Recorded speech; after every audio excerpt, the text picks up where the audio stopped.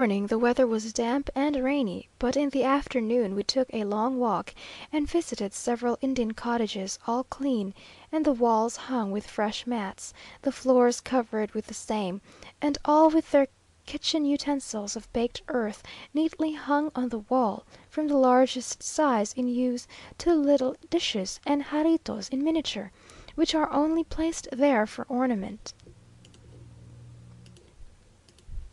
We also went to purchase gicaras, and to see the operation of making and painting them, which is very curious. The flowers are not painted, but inlaid.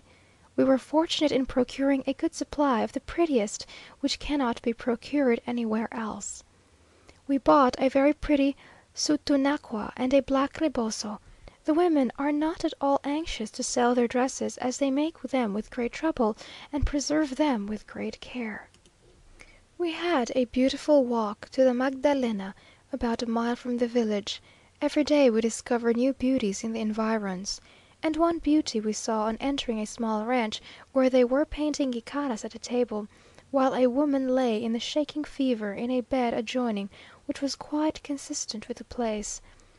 This was a lady, the proprietress of a good estate some leagues off, who was seated on her own trunk outside the door of the rancho. She was a beautiful woman in her prime, the gentleman said passée, and perhaps at 18 she may have been more charming still, but now she was a model for a Judith or rather for a Joan of Arc, even though sitting on her own luggage.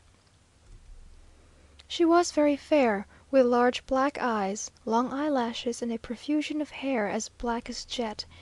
Her teeth were literally dazzling, her lips like the reddest coral, her color glowing as the down upon a ripe peach. Her figure was tall and full, with small, beautifully formed hands and fine arms. She rose as we came in, and begged us to be seated on a bench near the door, and with the unceremonious of travellers who meet in outlandish places, we entered into conversation with her. She told us her name and her motives for travelling, and gave us an account of an adventure she had had with the robbers, of which she was well fitted to be the heroine. It appears that she was travelling with her two sons, lads of 15 and 16, when they arrived at this rancho to rest for the night, for by this time you will understand that those who travel hereabouts must trust to chance or to hospitality for a night's lodging. To their surprise, they found the farmers gone, their dogs gone, and the house locked. They had no alternative but to rest as they could among their luggage and mules, in the yard in front of the house. In the middle of the night they were attacked by robbers. The boys instantly took their guns and fired, but without effect. Still, in the darkness, the robbers probably imagined that they were more people and more arms, and when she, dragging a loaded musket off one of the horses, prepared to join in the engagement, the cowardly ruffians took flight, a good half a dozen before a woman and two boys. She was particularly indignant at the farmers, these malditos rancheros, as she called them, who she said had been bribed or frightened into withdrawing their dogs and themselves. We returned home after a long walk in the dark, and in the midst of all the howling, yelping, snarling, barking dogs, which rushed out as we went by, from every cottage in Uruapa. After supper they sent for a clever Indian girl who understands Spanish as well as her native idiom, and who translated various Castilian words for us into the original Tarrascan, which sounds very liquid and harmonious. To-morrow we shall leave Uruapa and this hospitable family whose kindness and attention to us we never can forget. It seems incredible that we have only known them a few days. We have, however, the hopes of seeing them again as we pass through Valladolid, where they intend removing in a few days. Pascuaro, 4th December. We left Uruapa yesterday morning at 11 o'clock, accompanied part of the way by Señor Ysasaga and another gentleman, amongst whom was Madame Yturbide's brother. We are now returning to Morelia, but avoided Curu and the rocks, both to save our animals and for the sake of variety. We rode through large tracts of land, all belonging to the Indians. The day was agreeable and cloudy, and the road, as usual, led us through beautiful scenery, monotonous in description and full of variety in fact. Though nearly uninhabited and almost entirely uncultivated, it has pleased nature to lavish so much beauty on this part of the country, that there is nothing melancholy in its aspect, no feeling of dreariness in riding a whole day, league after league, without seeing a trace of human life. These forest paths always appear as if they must, in time, lead to some habitation; the woods, the groves, the clumps of trees seem as if they had been disposed, or at least beautified by the hand of art. We cannot look on these smiling and flowery valleys and believe that such lovely scenes are always untenanted, that there are no children occasionally picking up these apricots, no village girls to pluck these bright fragrant flowers. We fancy that they are out in the fields and will be there in the evening, and that their hamlet is hid behind the slope of the next hill, and it is only when we come to some Indian hut or cluster of poor cabins in the wilderness that we are startled by the conviction that this enchanting variety of hill and plain, wood and water, is for the most part unseen by human eye and untrod by human footsteps. We had no further adventure during this day's journey than buying bread and cheese from sheer hunger at a little wooden tavern by the roadside, whose shelves were covered with glittering rows of bottles of brandy and mezcal. At some of the Indian huts also we bought various branches of platanos, that most useful of fruits and basis of the food of the poor inhabitants of all the tropical climates. It has been said that the banana is not indigenous in America, and that it was brought over by a friar to Santo Domingo.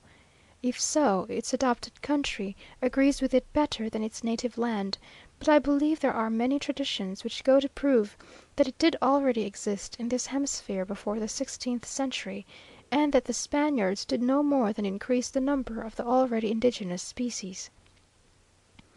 Its nutritive qualities and the wonderful facility with which it is propagated render it at once the most useful of trees and the greatest possible incentive to indolence.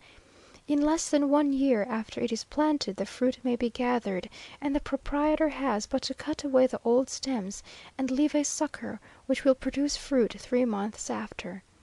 There are different sorts of bananas, and they are used in different ways, fresh, dried, fried, etc.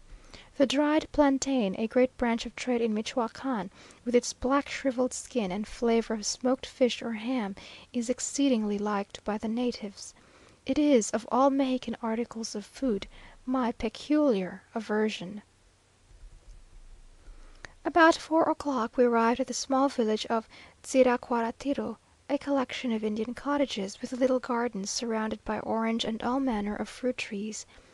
As we had still 1 or 2 hours of daylight, and this was our next halting place, we wandered forth on foot to explore the environs, and found a beautiful shady spot, a grassy knoll sheltered by the surrounding woods, where we sat down to rest and to inhale the balmy air, fragrant with orange blossoms. We were amused by a sly looking Indian, of whom C n asked some questions, and who was exceedingly talkative, giving us an account of his whole ménage, and especially praising beyond measure his own exemplary conduct to his wife, from which I inferred that he beats her, as indeed all Indians consider it their particular privilege to do; and an Indian woman who complained to a padre of her husband's neglect, mentioned as the crowning proof of his utter abandonment of her, that he had not given her a beating for a whole fortnight. Some one asked him if he allowed his wife to govern him. "Oh, no," said he, "that would be the mule leading the arriero." There was nothing to be seen in the village, of which it hardly deserves the name, but a good looking old church, which 2 old women were sweeping out. But they told us they rarely had mass there, as the padre lived a long way off. The alcalde permitted us and our escort to occupy his house, consisting of 3 empty rooms with mud floors, and about 7 the next morning we were again on horseback, and again en route for Pascuaro, a pretty ride of 11 or 12 leagues. We breakfasted at the village of Ajuna, in a clean hut, where they gave us quantities of tortillas and chile, baked by some very handsome tortilleras. A number of women were carrying about a virgin all covered with flowers, to the sound of a little bell. It was about 4 o'clock when we arrived at the hills near Pascuaro. Here we dismounted from our horses, and remained till it was nearly dusk, laying on the grass and gazing on the lake, as the shadows of evening stole slowly over its silver waters. Little by little the green islands became indistinct, A gray vapour